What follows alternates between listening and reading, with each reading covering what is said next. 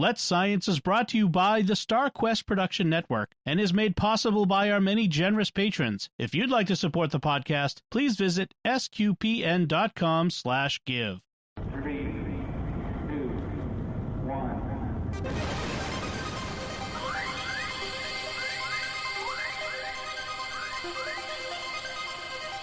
We live in a universe of scientific wonders. Every day, scientists are inching towards breakthroughs which can change our lives. We're playing our small part in sharing these wonders with you. That's why today is a fine day for science. So let's science. So, Caroline, a little bit sad. We've loved the International Space Station, and I'm sure there's going to be some things that happen, after, but it is going to retire in about a decade, I think, from memory. Yeah. But yes, we have 10 more years to enjoy the International Space Station. But tell us about the planned retirement of the International Space Station.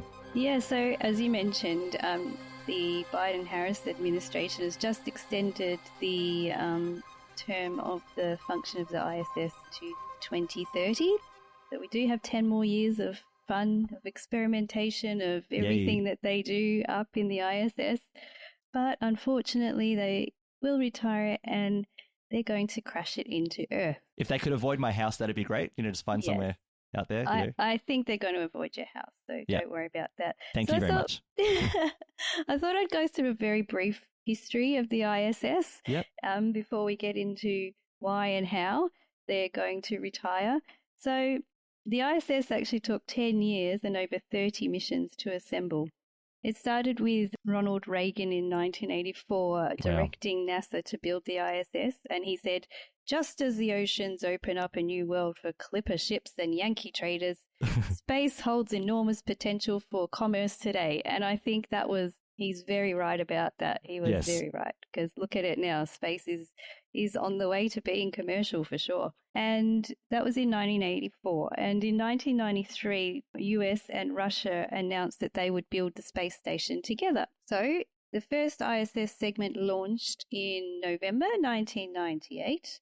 And it was the Zarya control module launched aboard the Russian Proton rocket from Baikonur Cosmodrome in Kazakhstan. Can I just say, Proton rockets are so cool. Yes. If you haven't seen a Proton launch before, people, you must. This is their heavy lift rocket. Yeah, it's amazing. Yeah. Amazing. So that was a Russian-built component. In 1998, the first US-built component launched on December the 4th, and it was the Unity Nodule 1 module, and it joined with the Zarya module, and it was the first step to the assembly of the orbiting laboratory. The first crew arrived on November 2, 2000. So we had NASA astronaut Bill Shepard and cosmonauts Yuri Gidzenko and Sergei Krikalev, and they spent 4 months on the ISS completing tasks necessary to bring the ISS to life and began what is now more than 20 years of continuous human presence in space. So humans have been in space for a long, long time now. Amazing. Decades. Yep. Yes. And in 2001, February 7th, the Destiny Laboratory module became part of the station, and the lab actually increased the onboard living of the space station by 41%. I'm sure everybody who went up there was very pleased about that. Thank goodness for that, yes. A bit more room. Stretch my legs, yep. Exactly. Then, and Europe joined the ISS in February 7, 2008. And then Japan joined the lab in March 11th, 2008.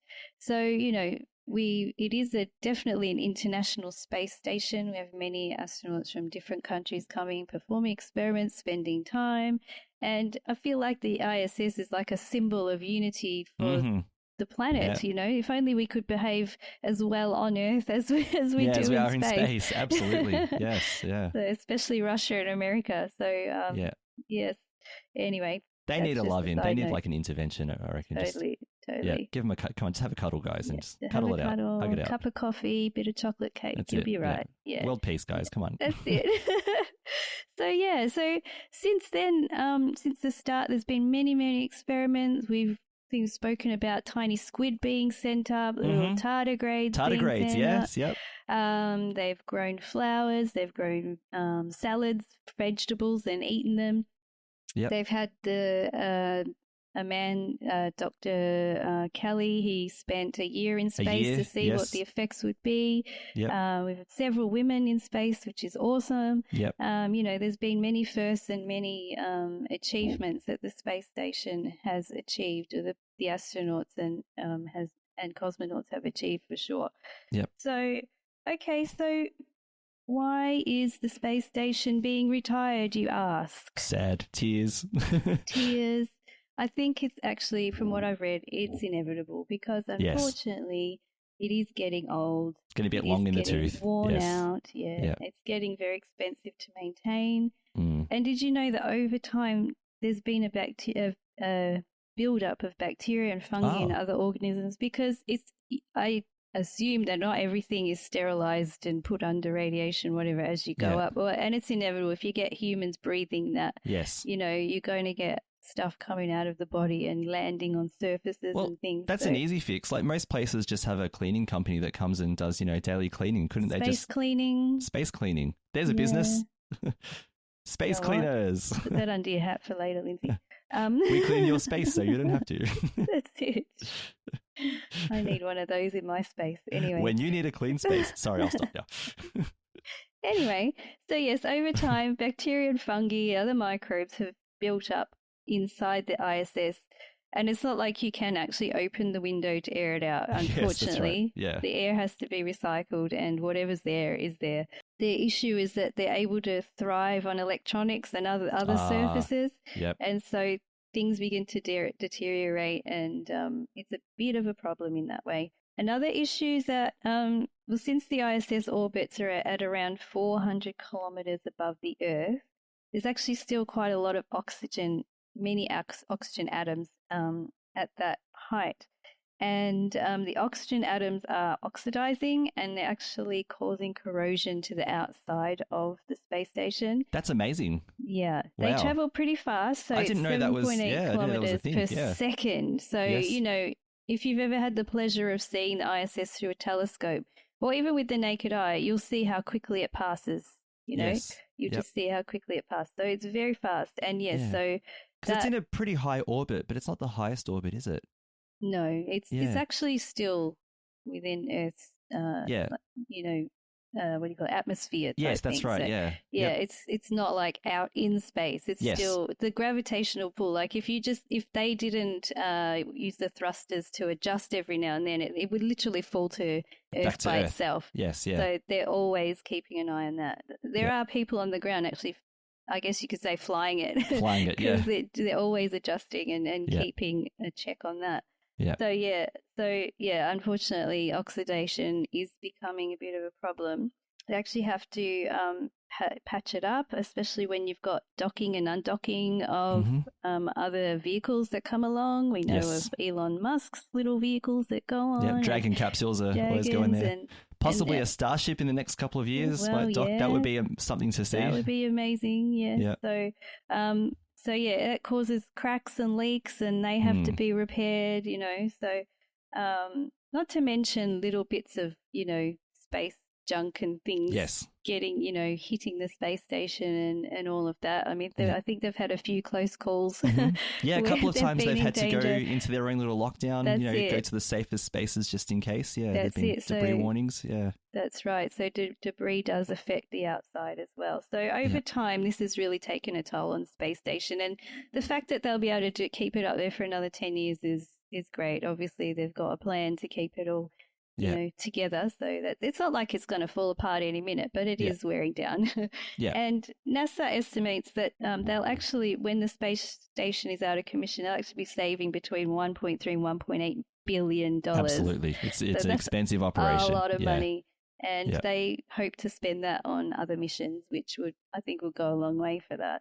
Yeah, I think we'd be looking probably at the moon as where they're directing their efforts a lot now. Yeah, and that would make more sense because it's in a more stable environment, and I guess there's more factors that they can take into consideration and protective measures that they can take.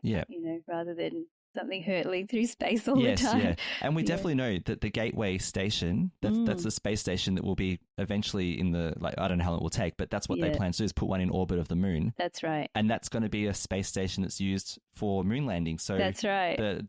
Like our Starship right now is the actual lander, the human landing system chosen by NASA. Yeah. So when that eventually does happen, it would dock with the station. It would dock with the station. An Orion capsule would also dock with the station, I think. But then they'd transfer to Starship and then land. Yeah, that's the plan. And they're hoping that will be a commonplace thing, which would be amazing. Yeah. It's just mind blowing. I'm just going to the moon. I'll be there for a few weeks. I'll be back, after that. Yeah. Anything? You want me to get anything on the way? Yeah. Did you bring anything back? Yeah. Is there anything on the way to the moon? I don't know. Yeah. Anyway. Space McDonald's, Yeah. Anyway. That'll be interesting. That will happen.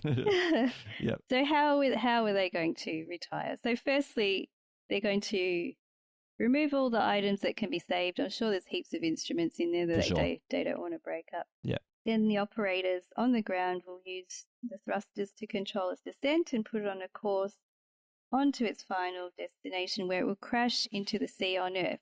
Now, before they do that, they actually have to take a few things into consideration. So they're going to be actually preparing maneuvers as soon as 2026. Wow. So they've actually got to think about the timing of the deorbiting with the activity of the sun, so solar flares, etc.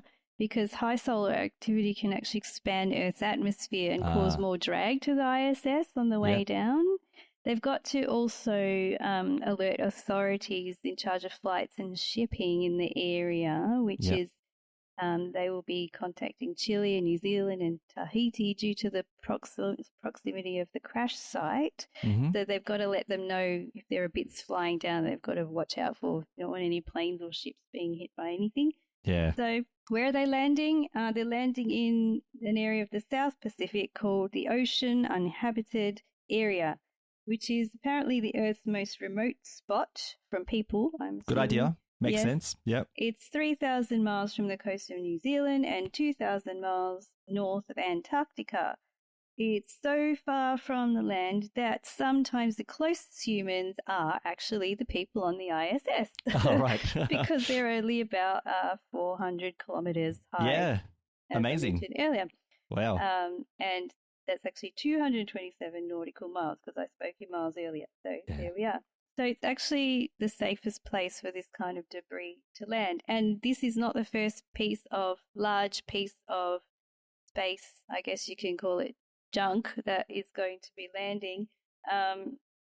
There's been 263 pieces of debris which has already been placed in that area, including the Russian Mir space station and the old Skylab that Skylab, that's right. Well. Yep. So watch out around 2030. Watch your head. Get an umbrella. The station is coming down. Yes. Yeah. The space station, I mean, the benefits of it, because I know the cost is really high, but it has benefited science and medicine and research, crops, like the ability to grow crops, things like that in significant ways, hasn't it? Yeah. Yes. No, there's been a lot that has come. I mean, all of the space technology that's been developed from the beginning to now, including all the experimentation and everything they've discovered on the space station, has benefited humanity greatly. I mean, you've got a little phone in your hand that is a lot smarter than the Apollo landing mission. That's right. You know. Yep. So it has benefit. It's definitely worth having, this kind of thing. And it's not that it's going to be the end of space stations as such, because they're thinking that commercial entities will now take over this sector. So NASA will be on hand, obviously, to help them out, probably with astronauts and whatever they need, and, advice on technology and all of that stuff. But NASA will no longer be running a space station itself. Yep. Can I say, and I've seen this before, and this, I actually like this theory. I'm going on about Starship. I'm raving about Starship, right? Yeah. But they've said that Starship has about as much volume as the International Space Station. It's huge. And it would make sense to just You'd have to. you could throw a couple of starships up there. I mean, you could use it to bring up space station parts and whatever else. However, a starship itself, because they're going to be variants. You've got a fuel tanker variant. You've got a human landing system variant for landing on the moon. They'll have variants for, obviously for, dropping cargo into orbit. Variants for going to Mars. So you need it to be large. The possibilities are limitless with what Starship could do, and it could be, you could convert a couple of them into, floating space labs that could sit there in orbit and, be there, as a space station. I've seen theories where starships, once they land on Mars or on the moon, could simply be left there permanently and be converted into, into living areas as well. There's there's all kinds of possibilities with that too. I'm a bit of a Starship fan. Yep. Good. And just as a side note too, Japan has recently launched their own space station up there and recently got it started. I think Russia wants to put in their own space station. So or is Russia going to do a joint one with China? Because China's put one up, and I heard that they were going to join. I've heard both, that they're going to join China and that they're also going to do their own. Have their own, watch this space. We'll see what happens here. Yeah, I like what you did there. Watch this space. Yeah. Unintended pun.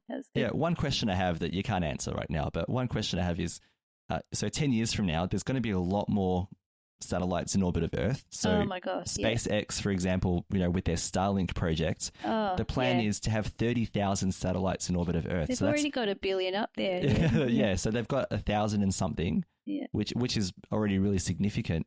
So maneuvering the space station so that, and there's also space debris, all kind. It's pretty messy up there. I think it's the issue of height. So you would put them at different height. You'd have satellites at one height. You'd have the space station at another height. Yeah, they're all different heights. Otherwise, what's that movie? Sandra Bullock they'll end up having to jump from one thing to the other to avoid. Totally doable. But I'm thinking when they deorbit the space station, it's going to have to go through those different heights. Good point. Actually, it's interesting. What height is the space station? What height are those satellites? That would be from memory. It's in a higher orbit than most. Because Starlink does deorbit satellites often. Sometimes they don't work properly. Or the recent one, they had to deorbit. Was it 40 of them because of a solar or a geomagnetic storm which damaged them and put them into safe mode, and they couldn't be restarted. So that's not good. And the thing with those, they're so small that they would actually burn up on re-entry. Yeah, that's right. Yeah. The reason why we have to crash the space station is because it's so large, and so it's got to be a controlled landing, if you like. Yeah. So, would be great if they could recover some pieces and put it on display in a museum somewhere. Well, I thought that, and then I'd read that it's most likely that it's all just debris, really broken up debris. It'd be junk, and I was thinking, wouldn't it be nice you could dive down there, but I hardly think they're going to be intact, so perhaps it'd be a pretty violent impact when it hits the Earth as well, wouldn't it? And they did say that they do sink right to the bottom. It's not like they float around and bobbing along. Bed dogs and broomsticks. I know that popped into my head. The last thing, again, going back to Starship, is that Elon Musk did an update during the week, and before the update, they actually stacked Starship onto the booster, and they're calling them chopsticks. That's the joke, right? But they've created these giant arms on their tower, on their launch tower, and it picks up Starship, the second stage, and it puts it on top of the booster. And the idea is that this will be the go. It'll just be a continuous process. So cool. He was talking about eventually having 3 launches a day, and a booster would land, and the booster could be refueled and restacked within an hour, and launch another Starship. And because he said they need lots of them. Lots of starships if they're even thinking about colonizing Mars. Oh, definitely. Because, the first people that go there are going to need supplies. You can't just drop people off at Mars, No, there's going to have to be something set up for them already, because it's going to be very, very dangerous. It's going to be a very difficult thing. There's many things to take into consideration. Oh, yeah, there's a billion considerations, considering no one has actually been there as well. That's You're relying on scientific measurements of a couple of rovers and satellites to... Yeah, well, the rovers are fine. But there's radiation, there's no oxygen, there's, water, there's, just so many things that Mars doesn't have that Earth does. that allows us to live, Yeah, and I think going to the moon is supposed to be the preparation in a couple of ways. Firstly, for life in space, living on another body, another planetary body, but then also as a gateway to launch missions to Mars as well from the moon. But Mars is such a long distance. Like I think it's about a 6-month trip. Yeah, 6 to 9 months, depending on how fast you're going. Yeah, and only every 2 years can you go. Yeah, the window. because you'd have to. That's right. Everything would have to align. But the thing is, the impact on the human body staying in space for such a long time, coming from the ISS. If you see that when they land back down in Kazakhstan, you'll see that they actually have to be helped to stand up because their body, they've been in space for so long that the conditions have changed their body, and they're not actually they're not atrophy as such, but they've been very affected, so it's hard to function properly. I want to know who the people on the other side are going to be who helps them. Like, is there going to be maybe an area in space where they settle for a while and maybe their bodies adjust? I mean, all these things need to be so many considerations taken into consideration, so while it is exciting, there's a lot of stuff that need to be figured out first. A million considerations, That's it. And the moon is not that far from Earth, so maybe someone who's spent time on the space station can go to the moon and see what it's like to pioneer the way. Yep. Yeah, I mean, anyway. Eat some cheese, that's a Wallace and Gromit. Sorry, I can't help myself. Many references today. Yeah, that's awesome. I mean, we could keep going on about space travel. We love it so much. It's just great to think about, science. Isn't it? It's fun to think about. It's brilliant. Let's Science is brought to you by StarQuest Media and is a fortnightly podcast that brings you the scientific wonders of our universe from a distinctly Catholic point of view. For more from Caroline, Lindsay, and friends, listen to the StarQuest show, Catholics of Oz. Find links from today's show at sqpn.com/science and find the Catholics of Oz at sqpn.com/Oz. Be sure to follow the show in Apple Podcasts, Google Play, wherever you can find podcasts, or on the SQPN YouTube channel. The generous donations of our patrons at sqpn.com/give make it possible for us to continue Let's Science and all the shows at StarQuest, which makes our nonprofit mission possible. You can join them by visiting sqpn.com/give. Join us next time for more scientific wonders, and thank you for listening to Let's Science on StarQuest.